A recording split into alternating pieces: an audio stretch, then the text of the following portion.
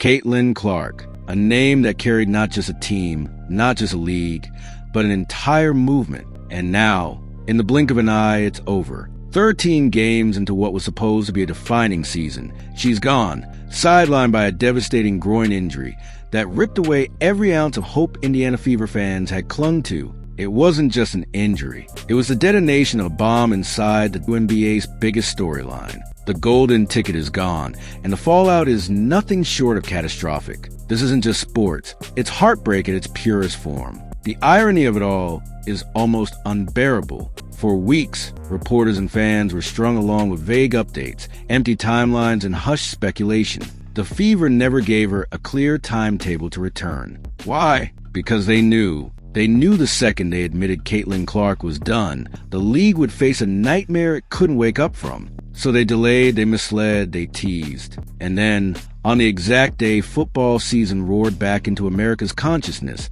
the hammer dropped. Caitlyn Clark confirmed it herself. Her season was finished. The silence that followed was deafening. Fans have been dissecting every frame of video, every sideline glimpse, every warm-up clip, desperately searching for signs of a comeback. Social media swelled with hope, with theories, with predictions that maybe, just maybe, she returned for playoffs. But the announcement shattered all of it in one brutal moment. Her words were short, final, and absolute. I will not be returning this season. And with that, the illusion ended. What was once the promise of renewal turned instantly into the collapse of a league built on one fragile foundation. The dream, once electric, turned into ash overnight. The ripple effects were immediate and merciless. Without Clark, the ratings nosedived, dragging the WNBA's fragile credibility with them.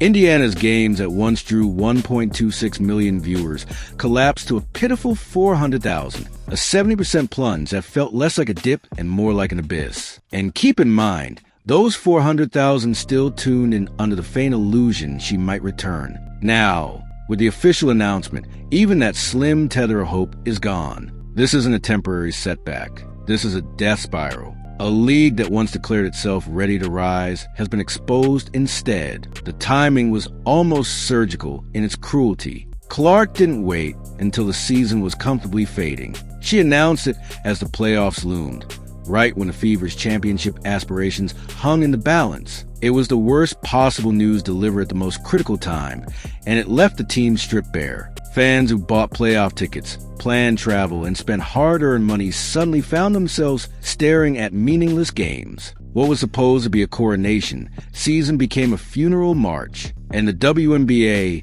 desperate to pretend it was bigger than one player, is facing the truth. The collapse of ratings wasn't just a statistic, it was a revelation. Clark had single-handedly transformed the WNBA from a niche product into a cultural phenomenon. Every broadcast she touched became must-watch television. Every arena she stepped into became a sold-out spectacle. But once she was gone, it all evaporated. Suddenly, games looked hollow, the crowd sparse, the energy non-existent. Without her, the league's broadcasts didn't feel professional anymore. They felt like background noise, filler content that networks try to slip into schedules no one wanted to watch. The illusion of growth was gone. The house of cards had fallen. The economic devastation is almost impossible to fathom. Sports economist Ryan Brewer projected that Clark's impact could bring $1 billion in value to the WNBA this season alone. $1 billion. That wasn't just Fever ticket sales. That was merchandising, TV contracts, sponsorships, tourism, and cultural crossover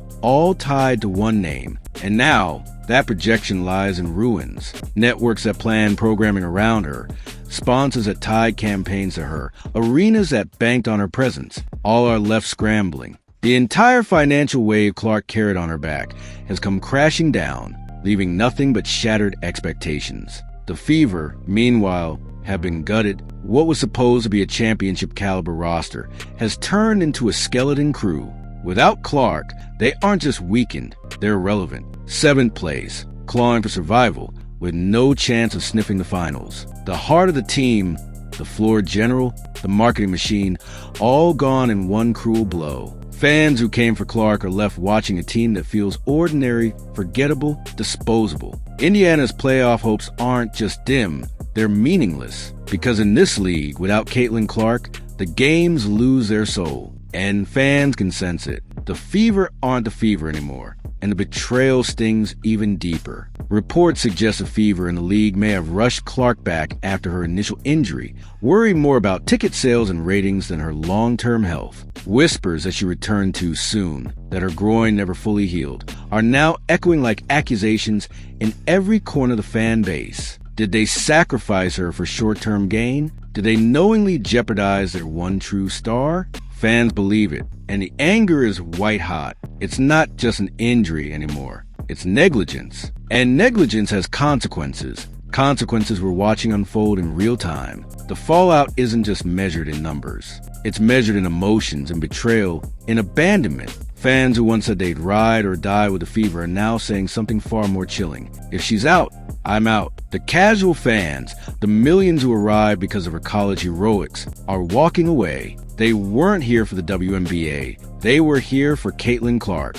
And without her, their interest evaporates. Sponsors see it, networks see it, and executives know it. The league's fragile surge in popularity has collapsed into silence. The WNBA's nightmare scenario isn't looming anymore. It's here. And here's the brutal truth. Caitlyn Clark wasn't just the WNBA's biggest star. She was the WNBA. Her presence created demand the league hadn't earned on its own. Her charisma carried broadcasts that otherwise would have been ignored. Her resilience gave fans a reason to believe in something bigger. But the WNBA failed her. Failed to protect her from reckless fouls. Failed to shield her from jealous rivals. Failed to build a sustainable product beyond her. 17% of all flagrant fouls this season were committed against Clark. That's not coincidence. That's neglect. And now, the league is paying the ultimate price. Think about the optics. 70% viewership drops. Tickets falling from $86 to $25 in Chicago. Tickets falling to a single dollar in Washington. Not a discount, a collapse. Entire markets banking on Clark suddenly left holding empty arenas. This isn't a normal superstar absence. This is an apocalypse. Rivalries they tried to hype without her, flatline. Games they moved to bigger venues in anticipation of Clark, humiliations. Franchises are stuck bleeding money, and the WNBA's executives, who thought they could ride Clark forever, are now staring at a wasteland. And the haunting question remains, how do you recover from this? The reality is you don't. The league doesn't bounce back from this, at least not easily, because what Clark represented wasn't just basketball, it was cultural gravity. 90% of fans filling arenas were there to see her,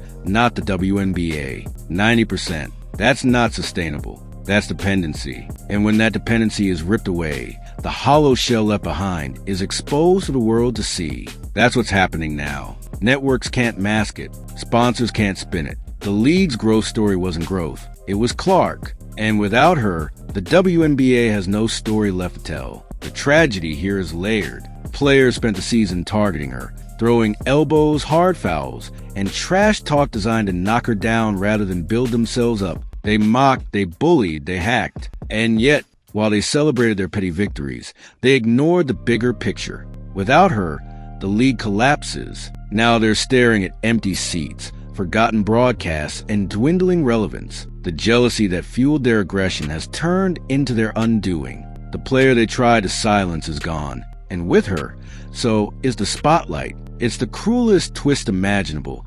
It's destroying everything. The Fever themselves aren't blameless. Fans feel betrayed by their front office, convinced they knew Clark wouldn't return long before the announcement. Yet they kept dangling hope, keeping tickets sold and arenas filled. It was a carrot on a string, and fans feel lied to. This wasn't just mismanagement. It was deception. General managers, coaches, executives, names like Stephanie White, Amber Cox, Kelly Kuskoff, now synonymous with distrust. Fans don't believe a word they say anymore. And in sports, trust is everything. Without it, loyalty collapses. And the Fever's relationship with their own fan base may never be the same again. The anger only intensifies when you consider the timing of her absence. Her season-ending announcement came just as the Fever were positioning for a playoff run, the very moment they needed her most. With Clark, they were contenders. Without her, they're just another team trying to survive. And the WNBA knows it. Playoffs that were supposed to be historic now look like exhibition games. Finals that were supposed to draw record numbers now risk irrelevance. Networks aren't preparing for celebration. They're bracing for disaster.